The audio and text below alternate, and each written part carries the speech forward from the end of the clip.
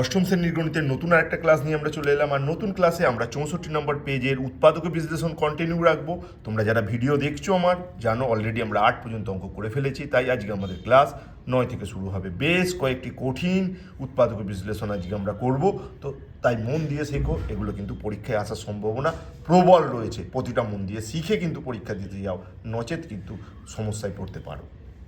দেখো, 9 দাগে যে উৎপাদক বিশ্লেষণ রয়েছে x cube 3x² Y 3xy² plus 2y3। তো প্রথমেই আমি যেটা বলবো, এখানে আমরা এক্স কিউ 3x² ওয়াই আর 3xy² এটা তো যেমন আছে লিখে নেব। লিখে নিয়ে এই যে 2y3কে আমি কিন্তু লিখে নেব y3 প্লাস y3। 2y3কে আমরা লিখে নিলাম 2y3 প্লাস y3। কেন?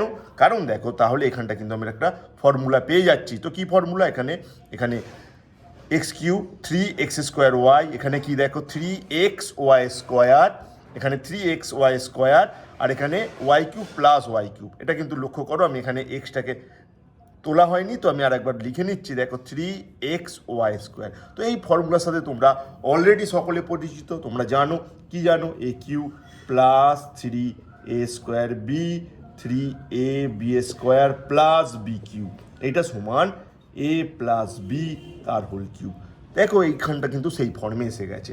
তার মানে আমি লিখতে পারি কি, X cube 3x² Y plus 3xy² plus y3 কি কিন্তু আমি লিখতে পারি এক্স প্লাস ওয়াই তার হোল কিউব, এটা লিখতে পারি। আর এখানে আমার পড়ে থাকলো কি, ওয়াইয়ের কিউব। যখন এইভাবে চলে এলো, তখন আমাদের নেক্সট যে ফর্মুলার প্রয়োজন, সেই ফর্মুলা কি? আমাদের ফর্মুলার প্রয়োজন, দেখো আমরা ফর্মুলা প্রত্যেকে জানি, এ কিউ প্লাস বি কিউ এর ফর্মুলা।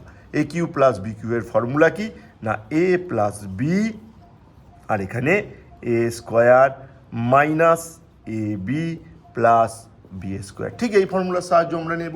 তো দেখো, এখানে এ এর মতন আচরণ কিন্তু করছে এক্স প্লাস ওয়াই, আর বি এর মতন আচরণ করবে কিন্তু ওয়াই। তার ফলে এখানে আমরা কিন্তু কি লিখবো? আমরা লিখবো, দেখো A for X plus Y plus B, B মানে এখানে কিন্তু ওয়াই। ভালো করে, খুব গুরুত্বপূর্ণ, গুরুত্বপূর্ণ অঙ্ক ভালো করে শিখে নাও। তারপর কি হবে?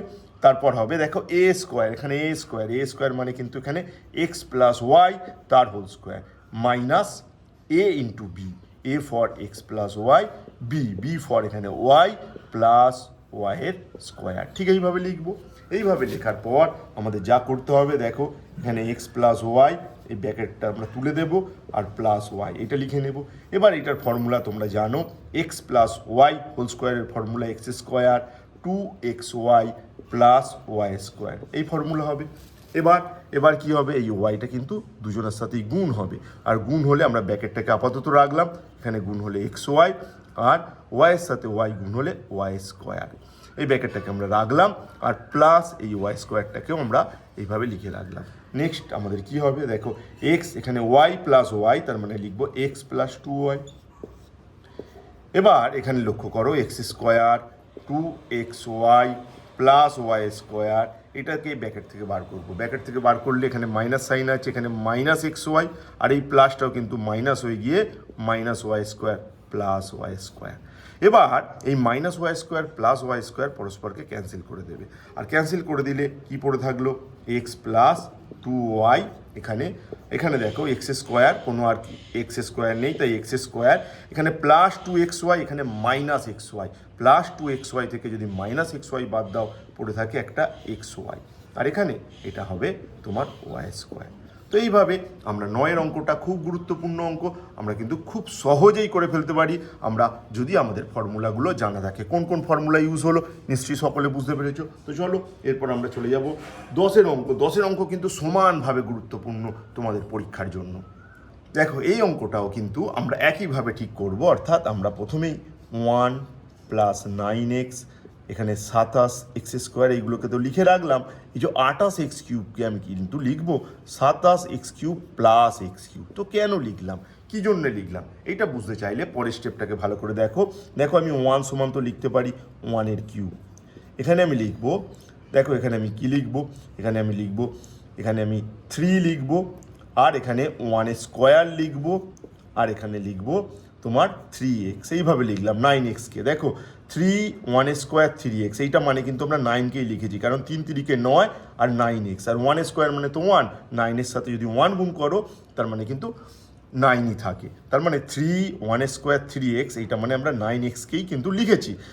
এবার দেখো 27 বদলে আমি লিখবো 3, এখানে 1, আর এখানে লিখবো 3x এর হোল স্কোয়ার। কেন?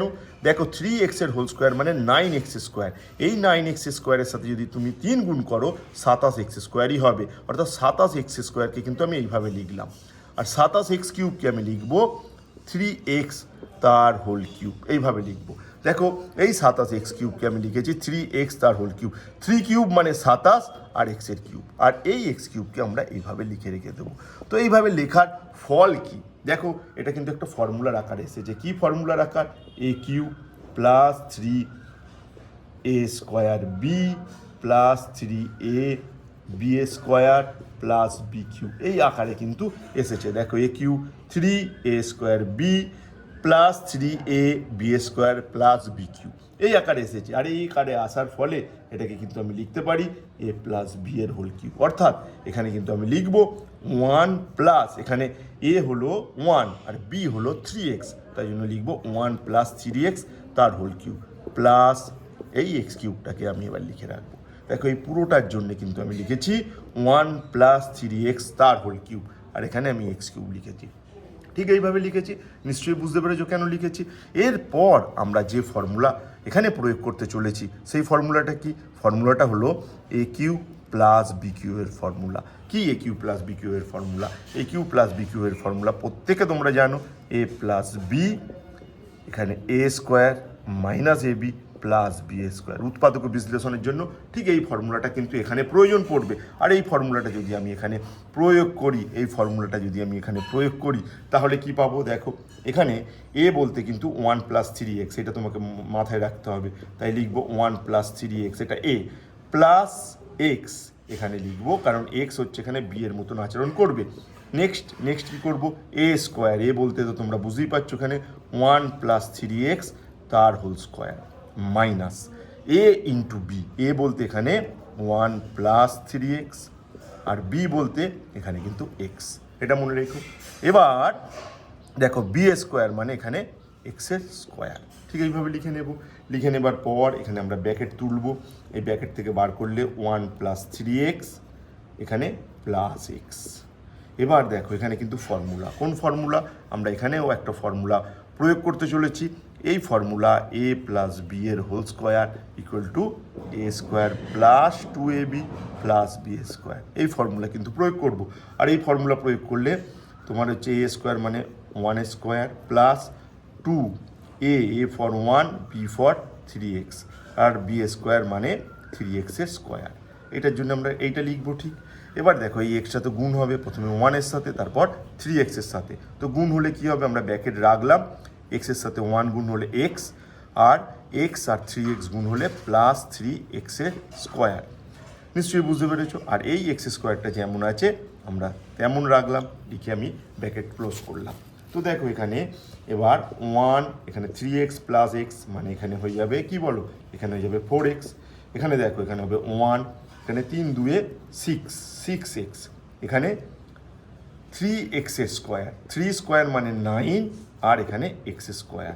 এখানে ব্র্যাকেট থেকে বাইরে আনলে মাইনাস এক্স, এই যে মাইনাস আছে বলে মাইনাস এক্স, আর প্লাস মাইনাসে মাইনাস হয়ে যাবে, এটা হয়ে যাবে মাইনাস 3x স্কোয়ার, আর এখানে তোমার কি প্লাস এক্স স্কোয়ার। তো নিশ্চয়ই বুঝতে পেরেছো। এরপর দেখো খুব গুরুত্বপূর্ণ, এরপর আমরা কি করব? এরপর আমরা যেটা করব দেখো খুব গুরুত্বপূর্ণ আরও একটা স্টেপ আমাকে এখানে কিন্তু করতে হবে, যেটা আমি এখানে করছি। তো কি করব? দেখো এখানে এটা যেমন আছে রাখবো, 1 প্লাস 4x এটা তো রাখবো।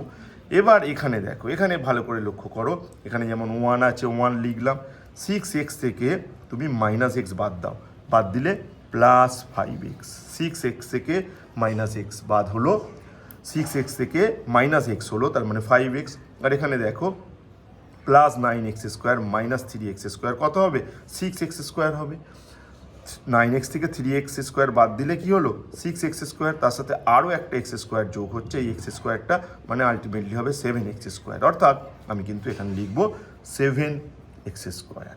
কেন হলো বুঝতে পারলে, 9x² মাইনাস 3x² মানে 6x², তার সাথে আরও একটা x² যোগ হলো, 6-এর সাথে একটা আরও যোগ হলে কি হয় বলো, 6-এর সাথে একটা যোগ হলে হয় 7, তাই জন্য 7x²। তো আপাতত আমরা এই দুটো অঙ্ক আজকের ক্লাসে করলাম, 9 এবং 10, যে দুটো খুব গুরুত্বপূর্ণ, পরীক্ষায় কিন্তু আসতে পারে। নেক্সট ভিডিওতে আবার তোমাদের সাথে দেখা হচ্ছে পরের অঙ্কগুলো নিয়ে। তোমরা দেখতে থাকো আমাদের চ্যানেল আর মন দিয়ে কিন্তু অঙ্ক শিখো।